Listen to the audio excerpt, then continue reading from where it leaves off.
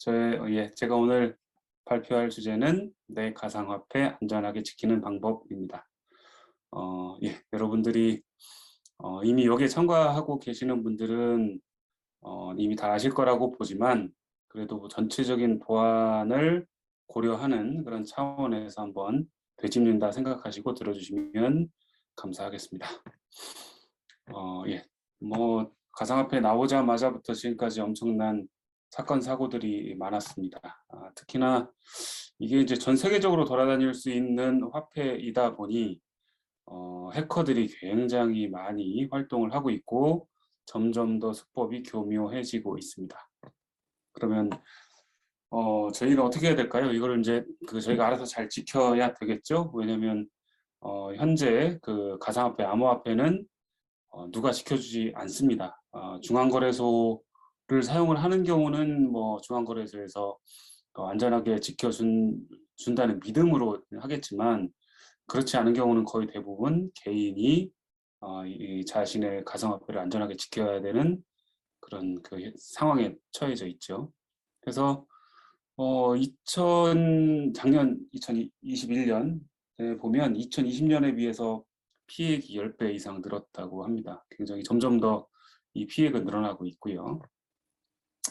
그래서 가상화폐를 해킹하는 방법은 크게 한 4가지 정도예요. 실제적으로 보면 뭐 해킹이라고 보기엔 그렇고 가상화폐를 잃어버리는 이제 그 종류가 보면 하나는 해킹, 진짜 해킹. 그래서 사용자나 거래소의 뭐 취약점을 이용해서 해킹하는 방법. 그 다음에 악성 코드 공격을 통해서 비트코인을 훔치도록 하는 그런 악성 코드 공격. 그 다음에 그 지갑을 잃어버려 가지고 또는 니모닉 키를 백업하지 않아서 발생하는 내 가상화폐 분실, 그리고 다른 그 수신인의 지갑 주소를 잘못 입력해서 엉뚱한 주소로 오송신하면 영원히 찾을 수 없는 그런 경우가 있습니다. 이렇게 크게 4가지 정도를 볼 수가 있고요. 해킹 공격은 뭐 워낙 많으니까 여러분들이 언론에서 조금만 찾아보시면 많이 나올 것 같습니다. 그래서 그럼 가상화폐를 진짜 노리는 해킹 기법이 뭐가 있냐, 한 4가지 정도를 볼 수가 있는데, 첫 번째는 피싱 공격입니다. 피싱이라는 거는 사용자를 속이는 거예요. 그래서 요새 이제 일반 사용자들은 이메일하고 SMS를 굉장히 많이 이용하는데, 그 이메일이나 SMS로 피싱을 보내는 겁니다. 피싱 메시지를 보내서 허위 사이트로 로그인을 유도해서 거기서 얻은 사용자 계정 정보를 가지고 사용자의 가상화폐 거래소 계정으로 들어가서 뭐 가상화폐를 꺼내 온다든지, 뭐 니모니키 같은 걸 탈취해 가지고 사용자의 가상화폐를 탈취한다든지 뭐 이런 여러 가지 방법들이 있을 겁니다. 피싱 공격 예를 잠깐 보면 뭐 도메인을 좀 이렇게 다른 걸로 바꿔서 로그인하게 한다든지, 또는 좀 그 URL을 좀 헷갈리게, 빗썸 같은 경우는 T를 2개를 이렇게 한 그런 URL 사이트를 만들어서 그쪽으로 들어오게 한다든지, 그리고 구글 광고를 사용자가 입력을 하면 정확하게 그 사이트를 입력해서 찾아 들어가지 못하는 경우가 많아요. 그러면 이제 비스무리한 그런 단어들을 이렇게 입력하게 되는데, 뭐 피싱 웹사이트 예시를 보면 광고에는 코인원으로 되어 있는데 실제 URL을 보면 그렇지 않은 뭐 그런 사이트들, 뭐 그런 것들도 꽤 많이 있습니다. 그리고 이제 거래소를 사칭하는 문자 메시지가 있고요. 그리고 이제 실제로 비슷한 URL로 들어가다 보면 비슷한 사이트에 들어가다 보면 굉장히 그 유사한 그런 그 페이지 구성이 되어서 사용자는 의심 없이 자신의 아이디와 패스워드를 넣는 그런 경우가 발생을 합니다.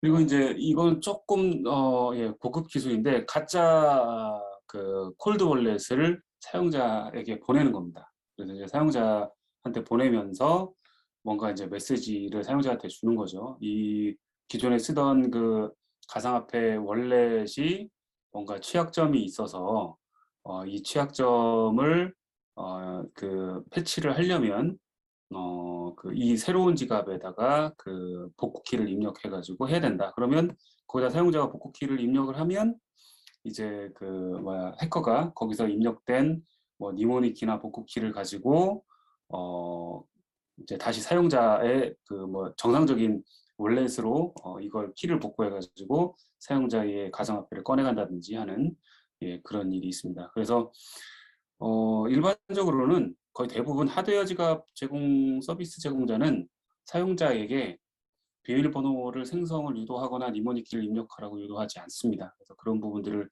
일반 사용자는 잘 알지 못하기 때문에 이런 공격이 성공합니다. 그리고 일반적으로 사용자가 요구하지 않는데 교체품을 배송하는 일이 드물겠죠?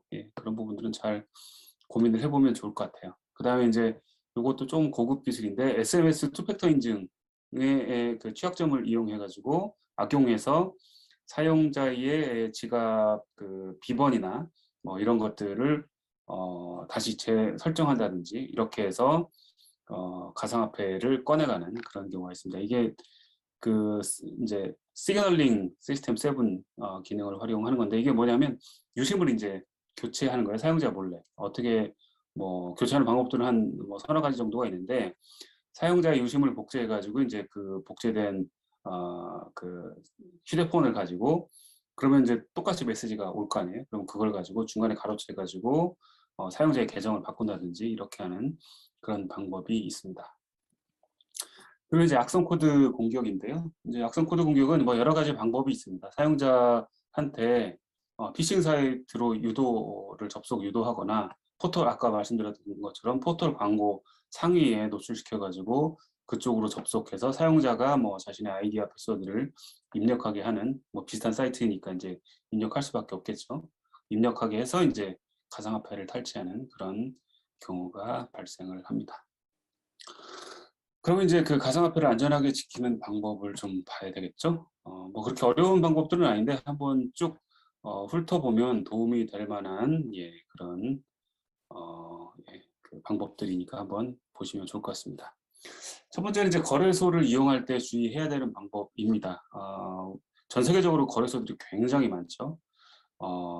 그래서 거래소는 아무데나 이용하는 것보다는 아무래도 조금 굉장히 큰 데나 아니면 로그인 규제, 그러니까 규제를 준수하지 않는 거래소, 그런 거래소는 이용하지 않고 그 좀 규제 뭔가 등록이 제대로 돼 있고 한국 같은 경우는 뭐 비썸이나 업비트, 코인원, 코빗 이런 곳 또는 미국에는 뭐 그 나스닥에 상장되어 있는 코인베이스나 제미니, 크라켄 뭐 이런 거래소의 그 정식 사이트를 이용하는 게 좋겠다라는 생각이 듭니다. 제가 여기다가 바이낸스를 굳이 언급하지 않은 이유는 바이낸스가 굉장히 큰 사이트이고 믿을 만한 사이트이긴 합니다. 하지만 아무래도 그 국가의 규제를 벗어나 있기 때문에 조금 그래도 사용자 입장에서는 조금 조심할 필요는 있겠다. 그렇다고 이 사이트가 위험하다는 그런 말은 아닙니다. 그 다음에 이제 거래소 이용할 때 투팩터 인증을 설정하는 겁니다. 그래서 이제 그 보통 환경 설정에 들어가면 그 거래소 사이트에 환경 설정에 들어가면 구글 OTP 인증이라는 그런 메뉴가 있습니다. 그럼 그 구글 OTP 인증을 메뉴를 활성화시키고 내 휴대폰에 구글 오센티케이터를 깔고 그 구글 OTP 인증의 메뉴를 활성화했을 때 나오는 QR코드로 이것을 찍으면 그 구글 오센티케이터에 등록이 됩니다. 이제 그러면 그 로그인할 때마다 내 아이디 패스워드도 넣지만 그 밑에 OTP 코드를 넣게 돼 있습니다. 그러면 그 OTP 코드는 30초마다 갱신이 되기 때문에 그걸 복사해서 OTP 코드를 입력을 하면 훨씬 더 안전하게 인증을 할 수 있습니다. 그러면 내 아이디 패스워드가 해커가 이제 가져갔다 하더라도 그 OTP 코드가 없으면 로그인이 안 되는 그런 안전 장치를 활용할 수가 있겠습니다.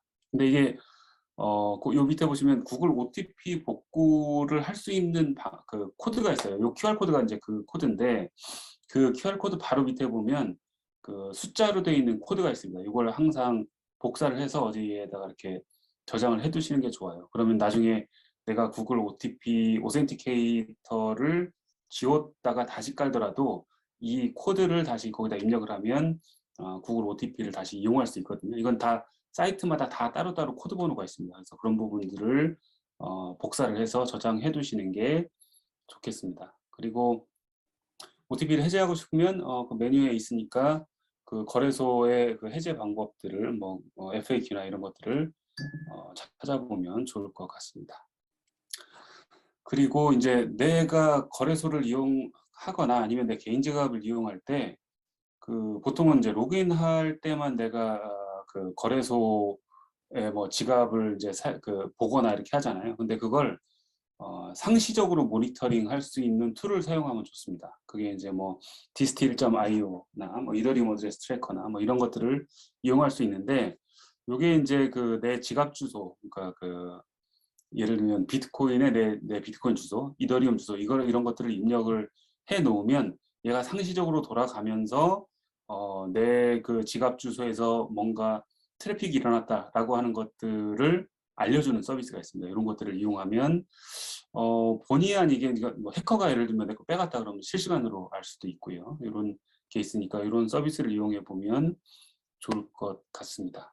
그래서 자세한 사용 방법은 제가 이 자료를 같이 공유해 드릴 테니까 여기 보시면서 따라해 보시면 그렇게 어렵지 않습니다. 뭐 내용은 뭐 크게 어려운 건 없는데, 지갑 주소를 복사해서 예를 들면 그 블록체인의 그 이제 그 체인 정보가 계속 올라가는 데가 있잖아요. 뭐 이더스캔이나 이런 데다가 그 지갑 주소를 입력을 하면 그 블록체인에서 이제 그 업데이트되는 그 로그가 있습니다.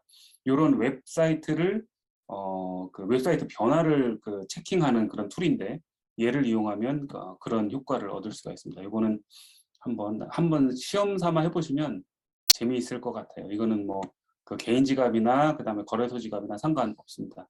어차피 그 코인의 주소만 입력을 하면 되니까요.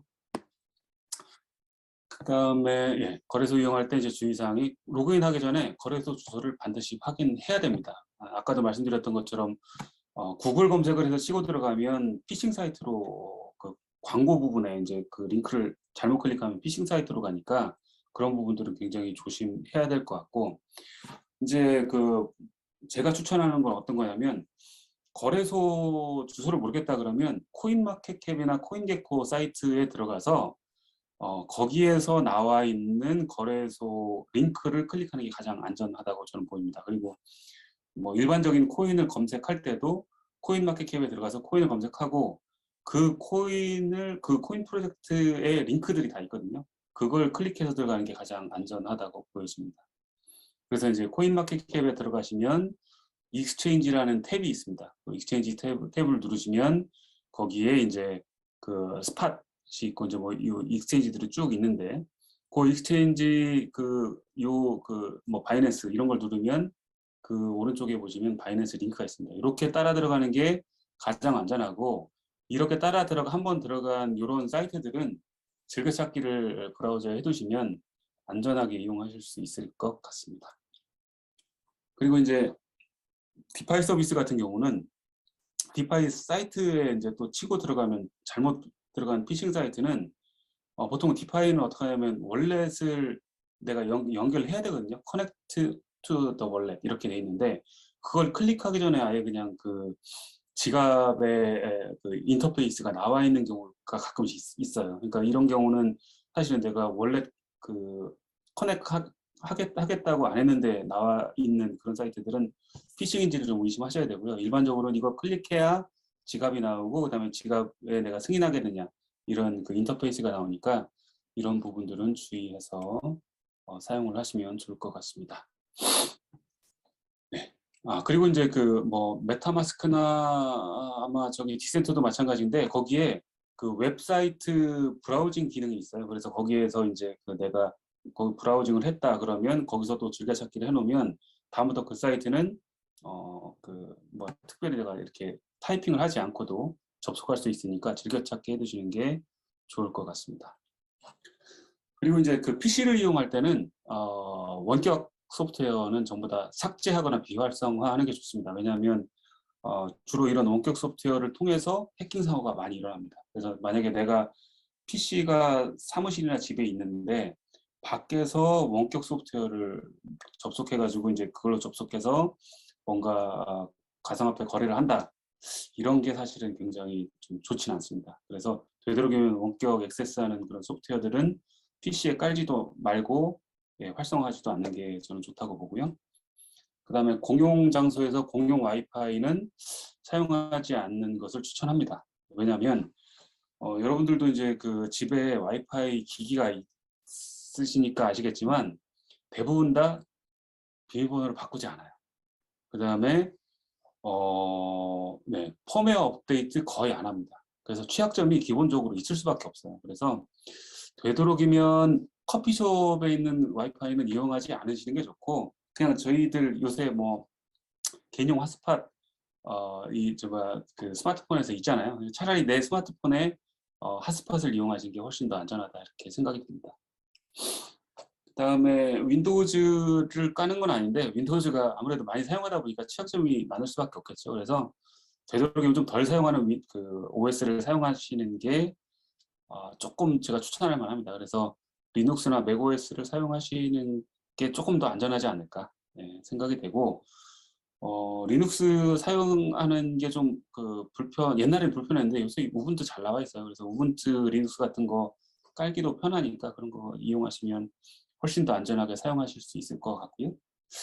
그 다음에 네, 그 이제 멀웨어나 이런 것들을 이제 하지 않는 게 좋은데, 그런 거 클릭하기가 사람들이 이제 이걸 뭐 염두에 두고 클릭을 피하기가 힘들잖아요. 그러면 유블럭 같은 그런 그 멀웨어 차단 소프트웨어 이런 것들을 사용을 하면 이제 브라우저에 까는 거예요. 깔고 사용을 하시면 훨씬 좋을 것 같습니다. 그다음에 이제 웹 트래커 같은 경우도 웹 트래커를 이용해서 해커들이 많이 사용자 활동 추적도 하고 이제 거기를 통해서 뭔가 뭔가 해킹 공격이나 이런 이런 거에 이제 그 앞단에서 어떤 활동을 할 수 있기 때문에 그런 것들을 차단하기 위한 프라이버시 배저 같은 그런 프로그램을 사용하시면 좋을 것 같아요. 그리고 메일도 되도록이면 조금 더 그 안전한 보안 메일을 사용하기를 권장합니다. 예를 들면 거래소에 처음 가입할 때 내 이제 이메일 주소를 입력하잖아요. 그러면 이제 이 이메일 주소를 어디 걸 사용하는 게 좋으냐면 되도록이면 좀 그 보안이 강화된 그런 이메일 서비스를 이용하는 게 좋은데, 프로톤 메일 같은 그런 이메일 서비스를 이용하면 굉장히 좋습니다. 물론 지메일도 안전하죠. 안전하긴 한데 우려되는 건 여기 지메일을 내가 쓰다가 나중에 이제 안 쓰겠다라고 하더라도 해당 약관에 보면 저희의 로그인 어떤 그 자격증명, 뭐 아이디 패스워드 또는 뭐 기타 여러 가지, 그다음에 거래 내역 이런 것들을 가져갈 수 있다라는 얘기가 거기 있습니다. 보관하고 있다라는 얘기가 있기 때문에 그런 것들을 보관하지 않는 서비스들을 이용하는 게 저는 추천하고요.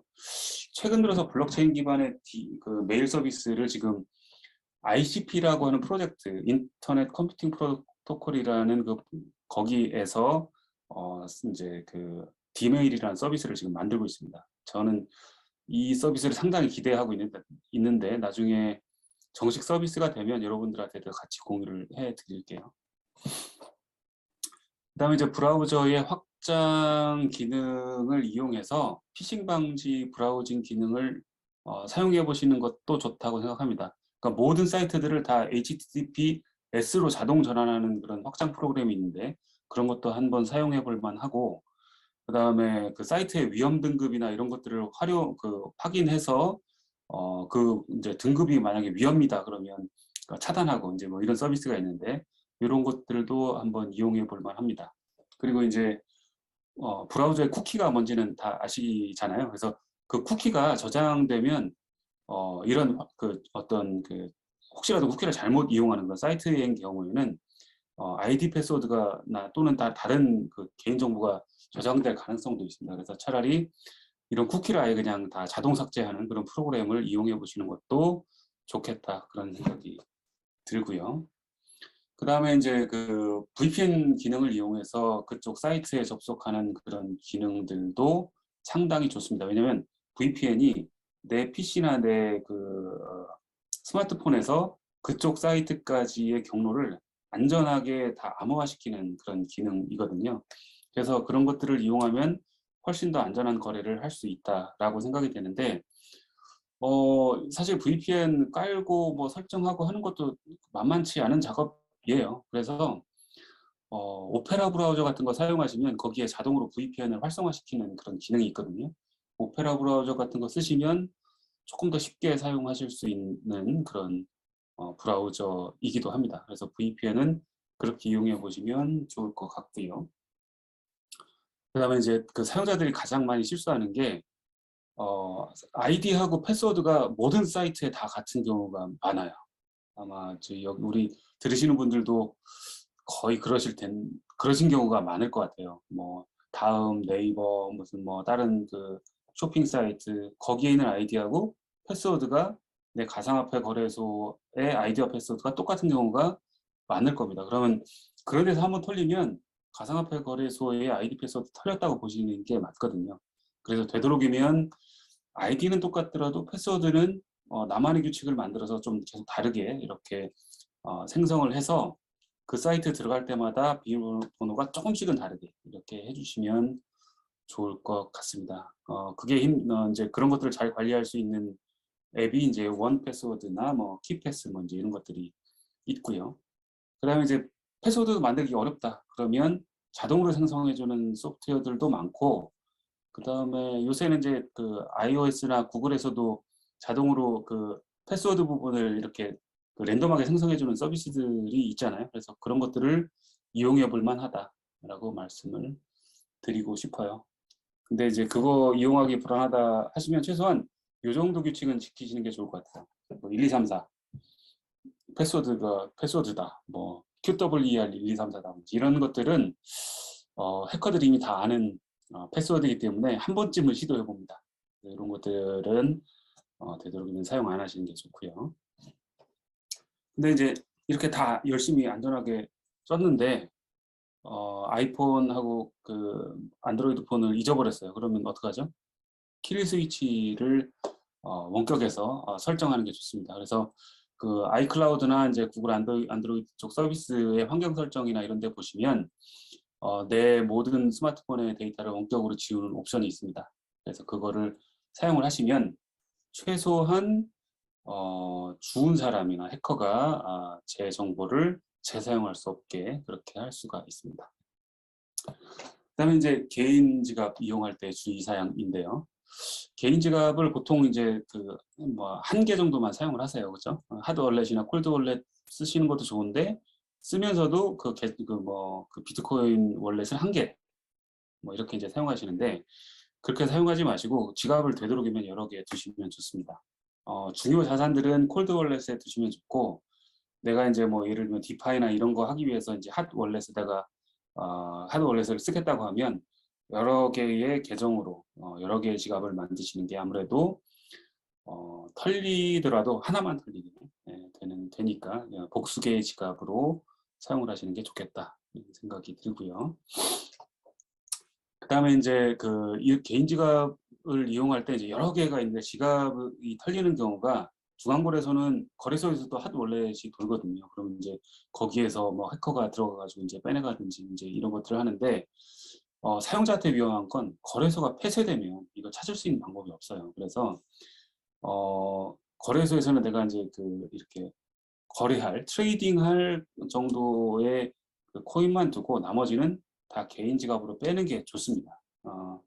이쪽 업계에 계신 분들 중에 대부분이 하는 말씀들이 거래소에 내 코인은 내 게 아니다라고 얘기합니다. 왜냐하면 거래소가 폐쇄되거나 뭐 어떤 것 때문에 여기가 막히면 내가 이걸 찾을 수가 없잖아요. 그래서 이제 되도록이면 내 개인 지갑으로 빼는 게 좋다라는 얘기를 하고, 그다음에 이제 아까도 말씀드렸던 것처럼 메타마스크나 이제 뭐 그 디센트 월렛도 마찬가지고 모바일 지갑을 사용하는 경우는 모바일 지갑에서 내가 그 트레이딩 할 정도의 그런 것들만 놓고 쓰는 게 좋겠고, 핫 월렛은 그래서 이제 많이 뭔가 그 너무 많은 돈이 들어가 있는 것을 조금 비추천합니다. 이제 큰 돈들은 콜드 월렛에 저장을 하시고요. 우리나라에 좋은 디센트 지갑 있으니까 많이 사용하시면 좋을 것 같아요. 네. 그리고 이제 지갑을 이제 잊어버릴 수도 있잖아요. 아니면 이제 PC를 밀거나 이제 이런 것들을 위해서 대비해가지고 시드 문구를 이제 백업해 놓아야 되는데 어디다 백업해 놓냐? 뭐 이제 어떤 사람들은 이제 뭐그 종이에다가 적어서 가지고 있어라, 뭐 아니면 암호화해서 뭐 어디 저장해라. 이제 이건 본인들이 알아서 해야 될 문제이긴 합니다. 하지만 제일 중요한 건 타인에게 이걸 공유를 하면 안 되겠죠. 절대 이건 알려주면 안 되고, 그 다음에 그냥 일반 그 텍스트로 해서 아무데나 내 PC에 그냥 저장하면 절대 안 되겠죠. 그래서 이런 부분들은 제일 주의해야 되는 부분입니다.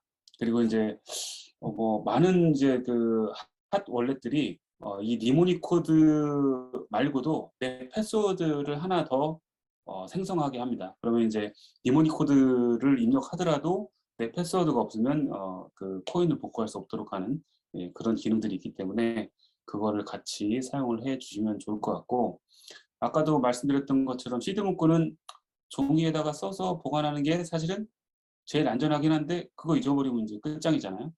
그래서 뭐 AWS나 구글 스토리지에 암호화해서 보관하는 것도 방법일 수 있어요. 대신 AWS나 구글 스토리지에 저장하려면 반드시 여기 인증을 투팩터 인증과 같이 조금 더 보안이 높은 그런 수준으로 여기를 관리해 주는 게 좋습니다. 사실은 어떤 분들은 이렇게 돼요. PC를 하나 한 10만 원, 20만 원짜리 사요. 그리고 랜카드를 뽑습니다. 떼 버립니다. 그리고 거기다가 이제 인터넷이 아예 연결이 안 되니까 그 안에서 내가 복구 문구를 거기다 넣어놓고 PC를 이제 집에다가만 이렇게 놓는 거죠. 그러면 인터넷이 안 되기 때문에 해커가 침입 못하고 내가 쉽게 그 키보드나 이런 걸 이용해서 이제 작업을 할 수 있으니까 훨씬 더 안전하지 않느냐, 뭐 이런 얘기를 하는 분들도 있습니다. 그다음에 이제 세 번째는 그 만약에 지갑이 이제 업데이트가 되면 보통은 이제 우리가 실시간 업데이트를 해놓잖아요. 근데 지갑도 소프트웨어예요.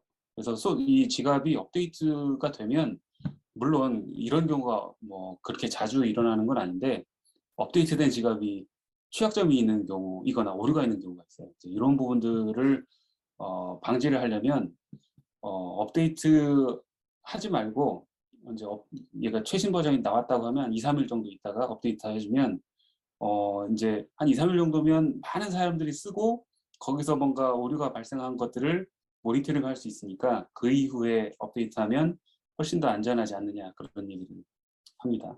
그리고 앞전에 얘기했던 것처럼 가짜 하드웨어 월렛 사기에 조심하셔야 됩니다. 예. 그래서 이제 하드웨어 지갑 서비스 제공자들이 알아서 뭔가 그 하드웨어 월렛을 먼저 보내주거나 하는 경우가 없으니까 이 부분을 꼭 인지를 해 주시면 좋을 것 같습니다.